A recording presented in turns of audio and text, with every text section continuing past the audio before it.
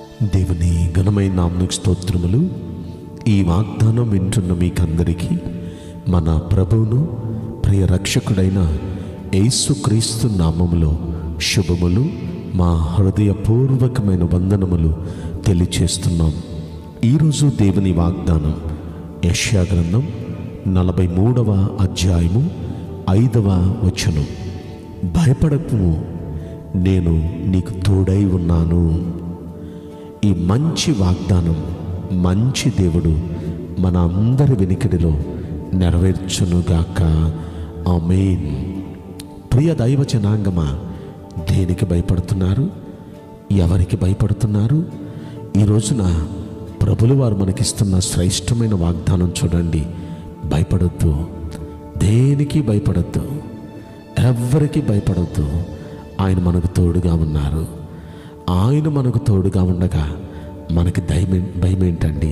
మనకి దిగులేంటండి? అన్నీ ఆయనే చూసుకుంటారు. ఇక్కడ ఎవరితో అంటున్నారు అంటే, యాకోబు అంటూ, నిన్ను సృష్టించిన వాడిని నేనేనయ్యా. ఇజ్రాయేలు, నిన్ను నిర్మించిన వాడిని నేనేనయ్యా అంటున్నాడు.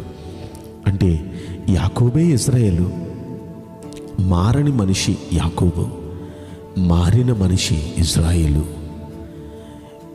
ఈ యాకోబును పుట్టించినవాడు ఆయనే, యాకోబును మార్చినవాడు ఆయనే.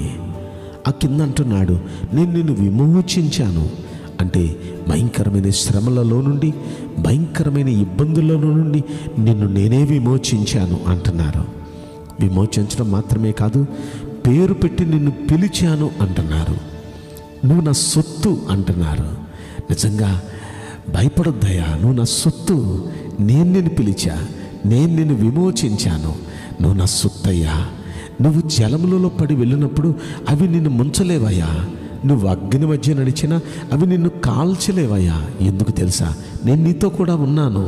నువ్వు నా సొత్తయ్యా, అందుకే నేను నీతో కూడా ఉన్నాను అంటున్నారు. ప్రియ దైవ జనాంగమా, నిజంగా దేవుడు తన ప్రజను ఎలా ప్రేమిస్తున్నారో చూడండి. మనల్ని పుట్టించినవాడు ఆయనే, మనల్ని రక్షించినవాడు ఆయనే, మార్చినవాడు ఆయనే. మనం ఆయన సొత్తు అండి, ఆయన సొత్తు. కనుక మనకి ఆయన కాపుదల ఉంటుంది. ఎప్పుడు ఆయన మనతో కూడా ఉన్నారు. ఇది ధైర్యంగా తెచ్చుకోండి. ఎందుకు ఈ మాట ప్రభు అంటున్నారంటే, 4వ వచనంలో అంటారు, నీవు నా దృష్టికి ప్రియుడవు, అందుకే నువ్వు ఘనుడవయ్యా. నేను నిన్ను ప్రేమిస్తున్నానయ్యా, నేను నిన్ను ప్రేమిస్తున్నాను. ఈ మాటలు మనం పరిశీలిస్తే దేవుడు అతనికి తోడుగా ఉండి ఈ వాగ్దానం ఇవ్వటానికి గల కారణం ఏంటంటే, దేవుడు అతనికి ప్రేమిస్తున్నాడు. దేవుడు అతన్ని ప్రేమిస్తున్నాడు. అంత మాత్రమే కాదు, దేవుని దృష్టికి ఇతడు ప్రియంగా ఉన్నాడు.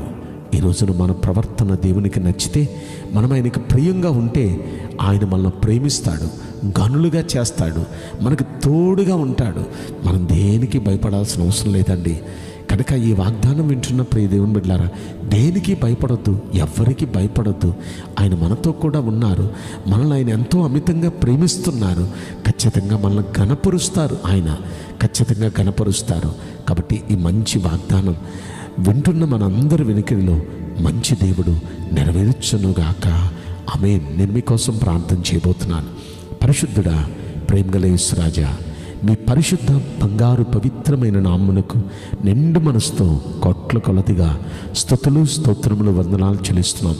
ఈ వాగ్దానం వింటున్న ప్రియుల జీవితంలో దయచేసి ఈ వాగ్దానం నెరవేర్చండి. మమ్మల్ని సృష్టించిన వాడు మీరే, మమ్మల్ని మార్చి రక్షించిన వాడు మీరే అయ్యా. మేము మీ సొత్తు అయ్యా, మీ సొత్తు. దయచేసి ప్రభా, మీ సొత్తైన నీ ప్రజలను మీరు కాపాడి భద్రపరుస్తున్నారు. రానున్న దినాల్లో మరి ఎక్కువగా కాపాడండి. మీరు అంటున్నారయ్యా, జలములలో పడి వెళ్ళినా అవి మిమ్మల్ని ఏమీ ముంచలేవు, అగ్ని మధ్య నడిచినా అవి మిమ్మల్ని కాల్చలేవు. ఎందుకంటే నేను మీతో కూడా ఉన్నానని. మీరు మాతో ఉండగా ఎలాంటి పరిస్థితులు గుండా మేము వెళ్ళినా అవి మమ్మల్ని ఏమీ చేయలేవు. మాకు ధైర్యం ఉంది తండ్రి.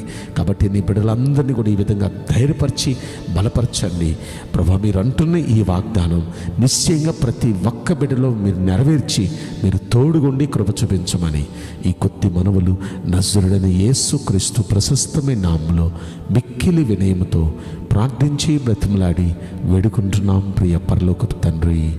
Amen. May God bless you all. Thank you.